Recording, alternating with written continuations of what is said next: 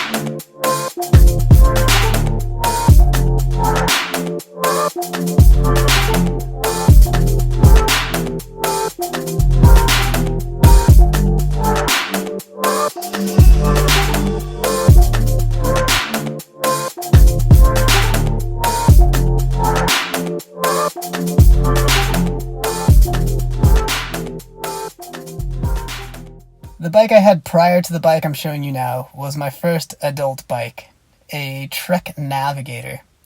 I rode that bike for 3 summers straight.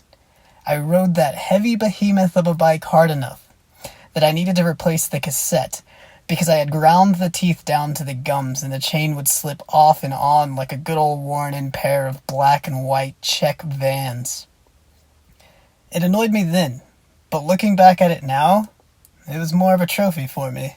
A rite of passage, if you will. So fast forward a little. I graduate from college and I'm working as a team lead on the tech side of a major corporation. It was around this time I started to get the itch. The itch for some speed.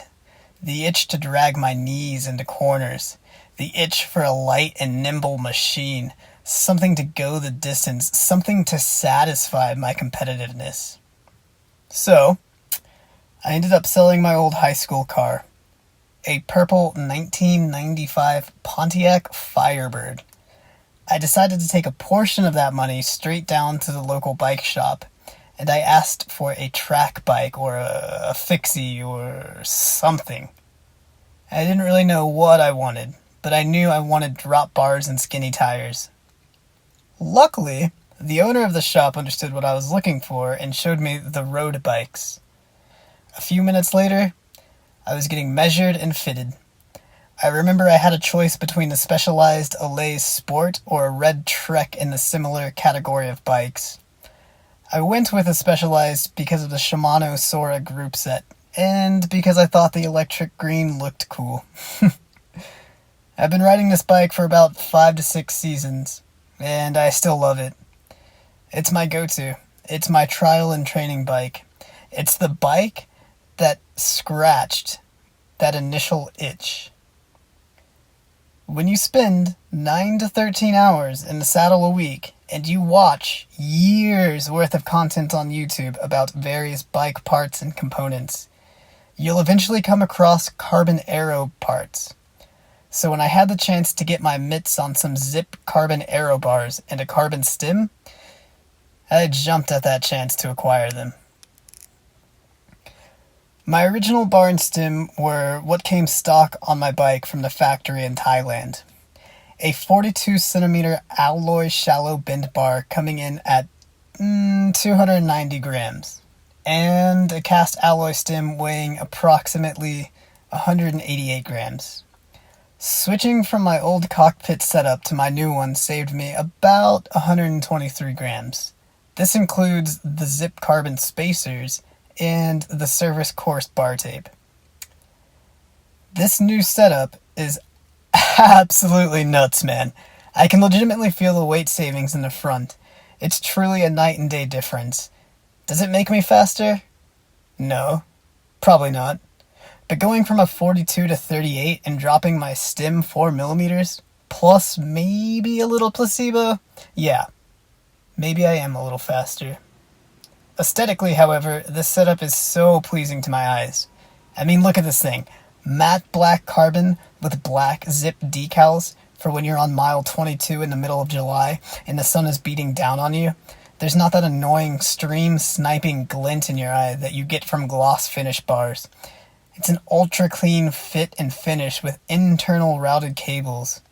Gone are my days of painstakingly adjusting cables with electrical tape before wrapping the bars because my OCD can't handle the visual imperfection and awkward hand angles in the grip.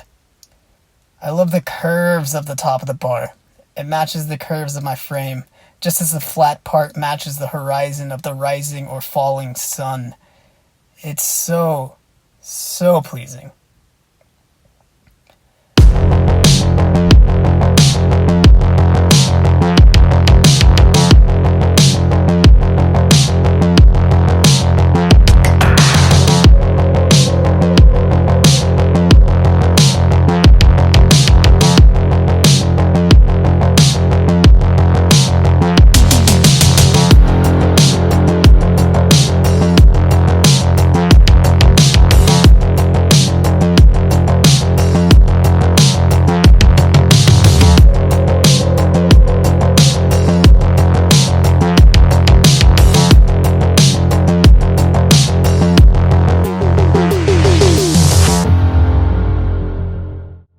I've been riding this bar for a little over a month, and I can honestly say there's zero creaks whilst hitting uneven roads, pebbles, or leftover debris from vehicles and humans.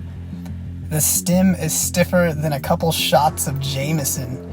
The bar and the stem work together in a symbiotic relationship of strength and aerodynamics, letting you, the rider, know they're ready for whatever you've got to throw at them. In the hill climbs, it gives you confidence amongst the controlled chaos of the black top. In the descents, the two work together in harmony, taking on a roller coaster ride where you're the captain, a seasoned captain. And in the corners, you feel the pebbles gently brush across your knee like the tip of a pinstriping paintbrush against its canvas. Steady hands. Steady hands. You don't need these bars to cross the finish line, but you want them.